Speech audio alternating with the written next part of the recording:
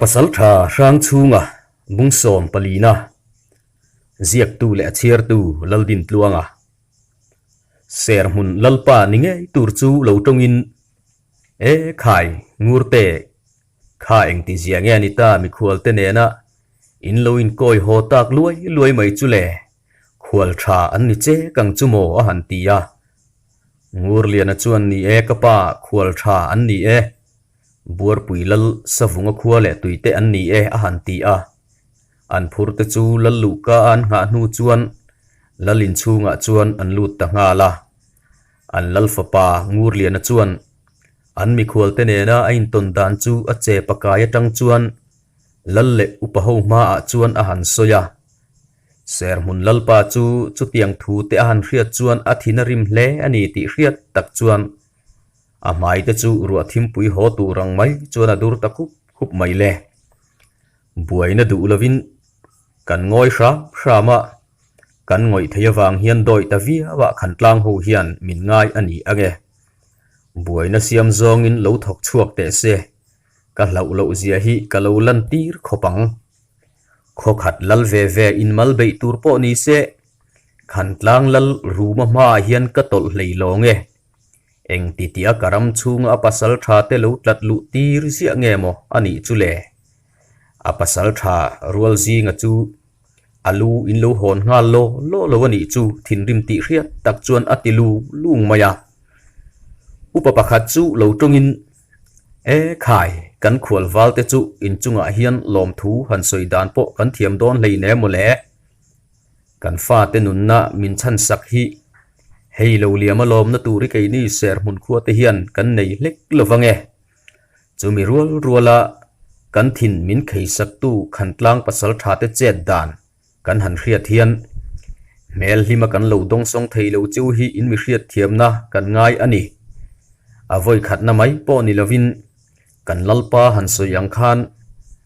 an ti sual zoka po buaina lian zok du lovin ado tu zoka kan tang shama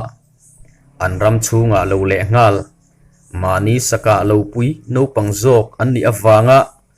lo ne chu an han tum hi hriat thiam reng hi harsa ka ti khop mai a han ti a lalpa chu lo tongin a thu soyawanga ami khol te chunga in thiam lo na mel lo langin a eng po chu ni se a tul ta ni le fun pui te po kan mai turani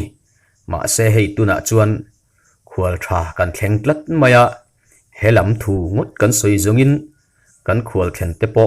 om ngai na kan hriat tir lo maya nge ngovi pa khan kan khual wal te chu andang han non saksela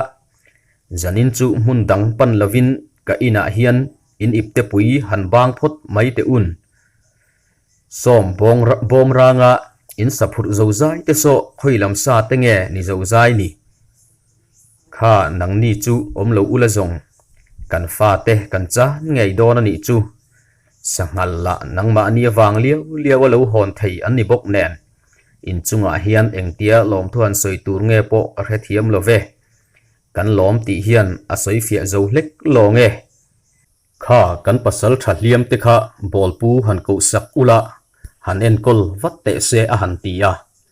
rang chunga chu lo tongin a lalpa ke ni hliam nei ve te zong avun chia apil chau ani en kol ka ngai reng lo ve ni ke ni thian thum hi ran ngo zongin iwak chuak teng uti in helam tlang dung kan la mel khiat ngai lo na rama hian kan lo thok chuak ve ngut maya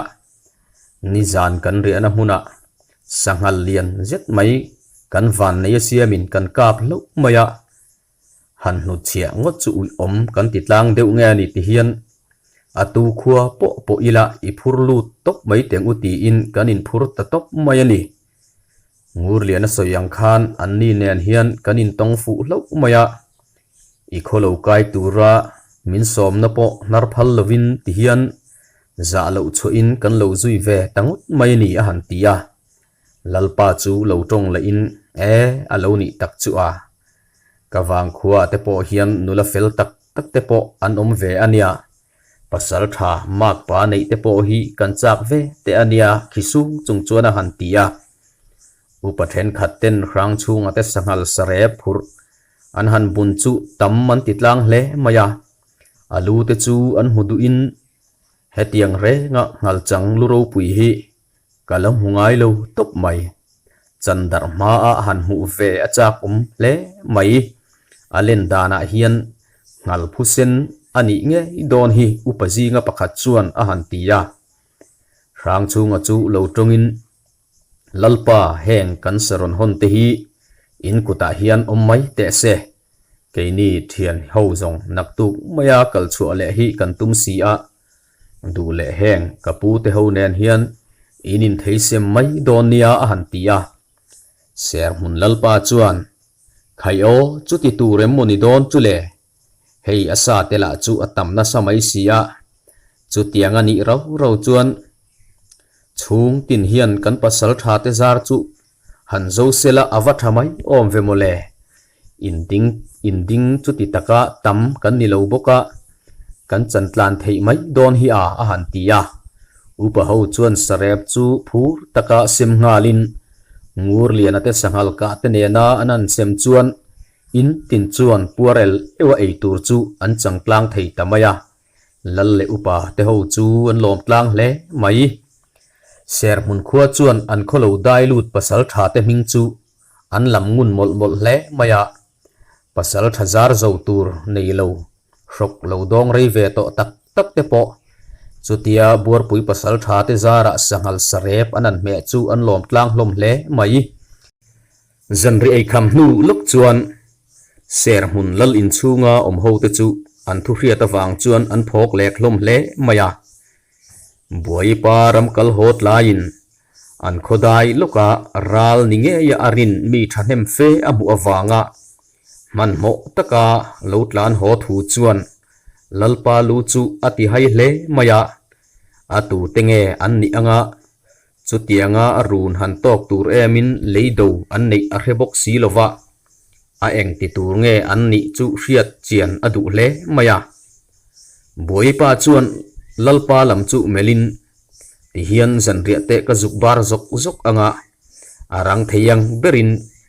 lallina hian kalo chuang kai le mai donia ti pa chuan tho chu arwal nga la lalpa chuan a murte nu cho te kha kan bar zo vekem ni buai pa hi choi han siam sak te u khai a han tia buai pa chuan nilove lalpa ka chung ten min lo ngak tlat maya an choi siam chungin kalotlan zok ani kalo chole vat zok don nia a han ti a lal in chu a chu san nga la zaka pale lal ngura chuan enge mo chuan lam siamin buai pa chu nu lok chuan in thiar tur chuan lal in chu an chu san ve nga la lal pa chu a thu hria ta wang chuan angai to na chu akal ding hle maya vo in lama an fa te ram kal khantlang pasal tha te ne na anin mu thiam lo awanga khantlang ho thin rim lo erlet te an ni chu aring rum maya ma se khatiang buaina khonuk khoi phachia lova angai a khono ta an lo thodu te chu aring chia bok si lo sermun lalpa chuan tlangau pa chu ko votin valupa thongale ka pasal tha te ho kha han ko vat te khai ka upathen khat lal in laron chuang kai man lo te po kha han ko ngal thuaila arang theyang bera ro rel angai ni chu a han tia rang chunga ngoi renga lo thulam hoipa chuan azia lo hle mai a ka khuwa in lo lu lai taka boruak duam lo tak kan han nei chu buai pa mi mu te chu ral an ni nge arin nom sia buai na in min mu me klai hian he buai na tura hian nang ni ho hi nu lu ve kher cheu hi ka du reng lo ania tuna hian ka khuwa hi in du ani thot chuan in chua san mai donia meng nual ru chung chuan a han tia rang chunga chuan khaya lalpa khwal thathenin ilal in chunga nge min thlenga iwang khuwa kanom chung hi chuan imi le sa te kan ni ve thei mai lomoni le in khobuai na hi keini pathum te cho chu po a ang lek mai i khuwa atanga min hnot chuak ani ngot lo zongin hetiang huna te hi chuan keini pathum te hi chuan kan kalsan top lawang che a han tia ser mun lalpa chuan chutia rang chungan a be seilo tak maya a han chang chu mak ati in aril ruwa lom na sa tak awang chuan anuk te chu a ul tru maya pasal thadik tak chu ini e nang ni in om ani zongin khosari po in min do don se katlan che hau lawang le a han ti a chu tiang te ni hrim hrim chuan nang ni kai hroina hnuaya hian ral kan rel turani tha in ti danin min chet pui mai ula ti in a han soilo lova tlang au pa mi ko te chu lo thlengin lalpa chuan thilom dan te chu han hril zunga khaile heti hi kan din mun chu ania buai pa mi mu te hi kan khotan ral an ning nge nilo ti tu man kan va resi lova henga chu tianga lo in koi du te chu kan khotan hian mi tha an ni chu arin om lo viau maya an chin the turin mi kan in tir mai donem niang hetia kan lo saku ser nga ngot zongin thil fel lo jok te hi a thleng mayang a han tia rang chunga chu lo tongin lalpa nangma ni bema salavin ka thian te kha kan pu mi mu te lam a khan an tlan liam ngot maya in thu hulawa chet kan lo tho ve ngot awangin in mi hriat thiam na kan di le rem min ti ni chuan ka thian te kha lo ngak phot ila rei an rial ka ring hau lo mai han tia lalpa chuan rang chunga melpa chuan e khaya pasal tha te nge zong chet khal in har don ani hi chung te chu thulomom tak ani chu a han tia lalin chunga om ho te lam mel kwal pa chuan buai pa mi mu te chu ral an lo ni hlo zongin hei kan pasal tha te ho hian ral kan rel dona an ni kai hruaina hnuaya hian kan chet a fum ho lawang ti hi ka ring ani a eng po chu ni se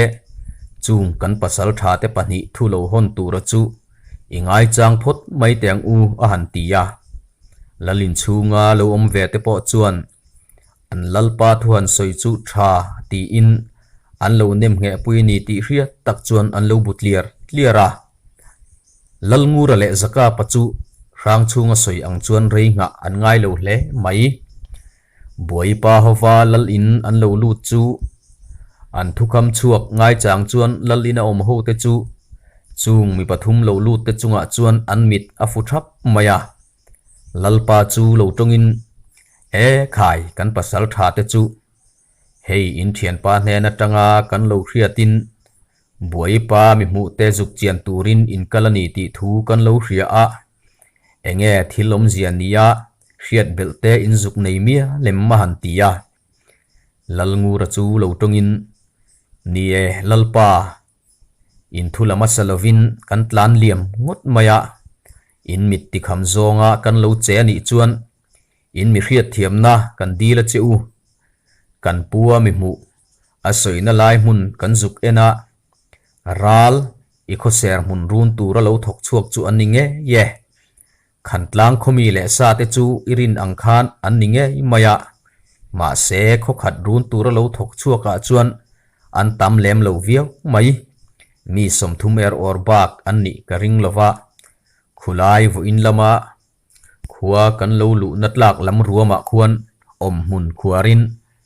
an tong hre phatok vela zuk tol nai kan ni boka an tum dan chuan zan rei lama che chua tum an ni a han tia lalngura thu soi an hriat chuan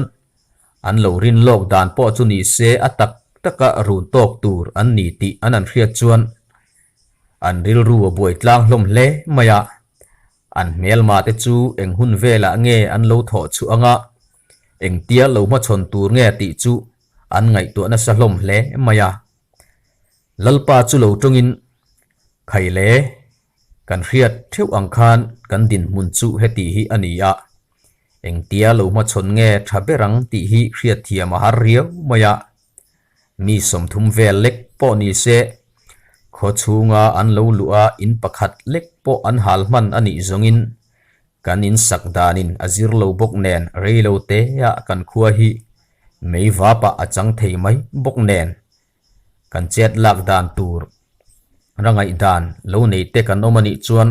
han soi tlang ila a han tia then khat te chuan zuk lu chua ngal mai te chu an du rum maya then khat ve thungin khodai khan rem lai lo chan mai te chu du an om nual mai boka thu han ti tluk dan po chu an hre thiam lo tlang hle maya lalpa chuan rang chunga te lam hoi pa chuan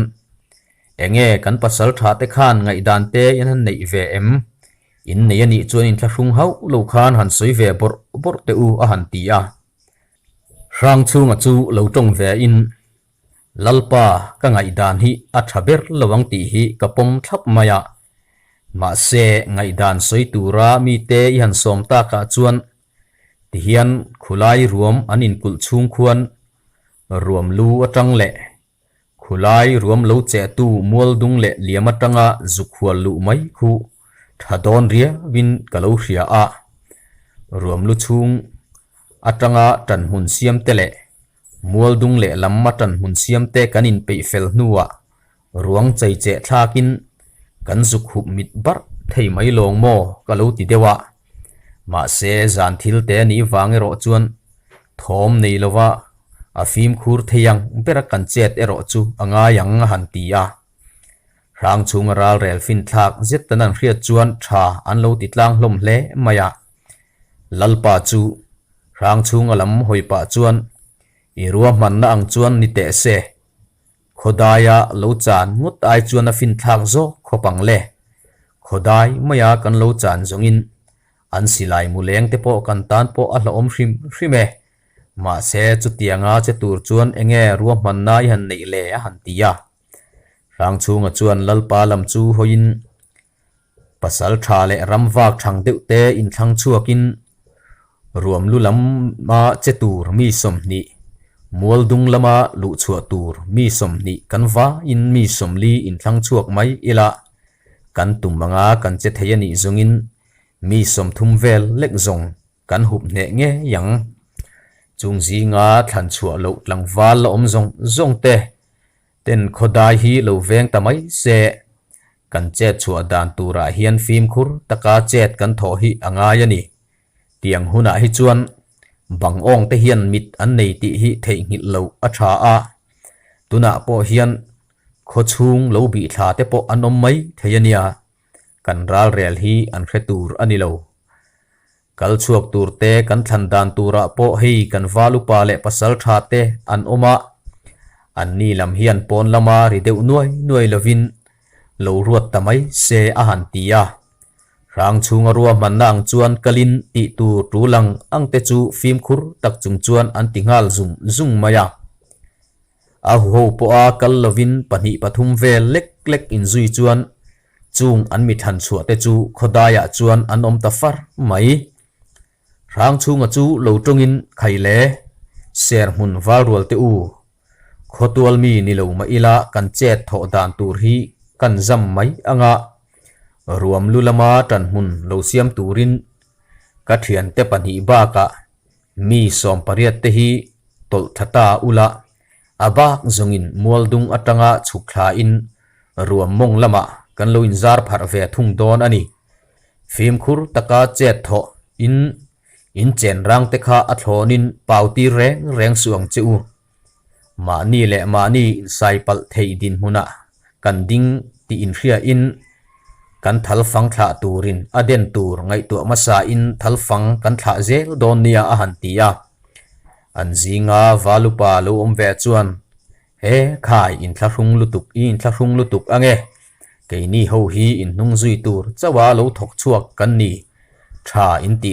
dan khan min han kalpui te u a han tia ruam chunga ve thung chuan chung khan tlang pasal tharual ho te chu an che chua hun ngak chuan an thu thap maya tha eng in an om na lai ruam aron chun en deuh rui nu chuan an pasal tha pakhat chu lo tong chuakin khaile nau te u hei helai mun thenga kan kal chan chu kan chian tlang via win ka hria a ser mun khotlang wal rualin kan pasal tha ku tan lo thak ve ngutawang hian an phu tok peturin tu man in tha te kha ren reng suang chu mi panga khu hal tur kan ruat te khan khuwa kan lu rualin in lo nai ber tang khian in phoi me te kha dep ka in chung lama in vom kai zung don nia keim ni pathum te hian lal in lam kan lo lu chu anga zolbuk lama che tura kan ruat te po tu ma zolbuk atanga tlan chua tir lo tura niang khang ti tur bik neya kan ruat lo ho zong te khan hriam cheleka lo chuak te kha in lo bitum mi don nia khan tlang poisoi la om zia hi zanin hian heng ser mun khua te hian han khete se a han tia chutia che tho dan tu ran pasal tha ina an soi dap lai chuan rang chunga te ho chu an omna ruam chunga chuan phim khur taka tol lutin chutian pasal tha in anaw te an fui lai chu zan tha eng ri noya chuan an ron hu phata a an mel ma te lan chian thei deuh na lai a tan mun siamin rang chunga chuan thingkung le lunglian deuh lo om te chu bel tur chuan a hruai ho te chu zoi sup chuan a han hrila zaka patelam pon thian te in pe hun na chal wat thei tur chuan anin ring pan hle maya chutia in ring taka nom lai tak chuan an thlang lama chuan chimbuk ron ram ta lo mai le lalngura chuan lo chon vatin lalngura chona tanga an ril ruan number som thleng anan chiar dap nu chuan chung ser mun run lo tum tu te lam hoi chuan silai apuak ta zot mai le thal bukeng ten nan thal fang chu lo sur tir ve ngalin silai mu le thal mu ina aden fu te chu chulai ruam chunga chuan an thal top maya khan tlang pasal tha te ho chuan chutia an rin lo tak maya be an han tok ta phut mai chu an ham hai tlang hlom hle a an pasal tha chu lo au thotin be kan to ke in silai te kha aman na tur dik taka mangin han be le ru le khan tlang wal rual te kan zam ngai love tia anaw te fui pa chuan a han au thata rang chung soilo kang chuan voi khat silai an ka ba kha chu thing tuai fei an siam le an thal buken te chu manghalin thim zinga fei le thalmu lo leng zuai te chu chung khan tlang pasal tha te chuan silaya han chan let ve turpon alo chuana lai tak kan hriat theilo wang chuan an boi ril ru hle maya an rin na lai te chu an silaya ron hol ve in an silai ka zonga a zen te zit eng zuai te chu rang chunga te ho tan tan mun ti thatu ani tlat mai silai ron kap de zuai te chu fein na fu lo pon thal fang chuan a ron fu zat maya khan tlang lam chun hek heu hle maya mi som thuma mi som or bak chu man in venga che thei anom tatlat lo mai ser mun lam ve thungero chu khan tlang ho silai mu legina mi pahni aron den fu bak chu liam nei po an la om tlat lo chung liam nei te pahni la chu an sahuata silai mu chuan a fu lo mai le nga la khan tlang pasal tha chuan chutia arin lo tak maya be a han tok le a chan chaw zo kan tang chu tloma hnekin a thin chu arim hle maya thingbul pe na tang a lo awin nang ni ser mun tlangwal rol te u tuna in chan a thata wang khan keini ho hi tlom mai tur khan min ring ange in laka hian eng tika ma kan tlom lawang ti hriang che u malle malin mipa takin ilo in be tiang umhiang he ka chona hi min chang let ngam pasal tha in zinga khan in omem han tilo lawa ser hun wal rol te chuan chu pasal thalo awa chu tunge ani ti a o tang chuan an lo man thiam rang hle maya ani yang pasal ta ton hriat nga tak malle mala ma chon pui ai chuan a him china tanga ka mang thak mai chu an du hle maya chutia ser mun wal rol te angai na khelo zetai en lai chuan rang chunga chu lo tongin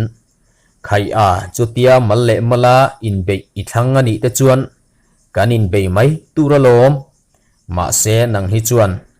in pasal thachan nang kha chu chan in be sei lawang che buaina hi nang ma ni lam cho chu ania chu wangin damin ka chua hau lawang che a han tia rang chunga tele zaka pate chu an tom na lai tanga lo thok chuakin chung ser mun ron run tum tu ladam chun te nen chuan chulai ruam zol laia chuan anin ma chon tara maya bung som palina tikhan kanan chir zo le ta a bung som panga na ama theyang bera lo aple kan tum don nia ngai thatu zong te in va in hun man nuam vek ule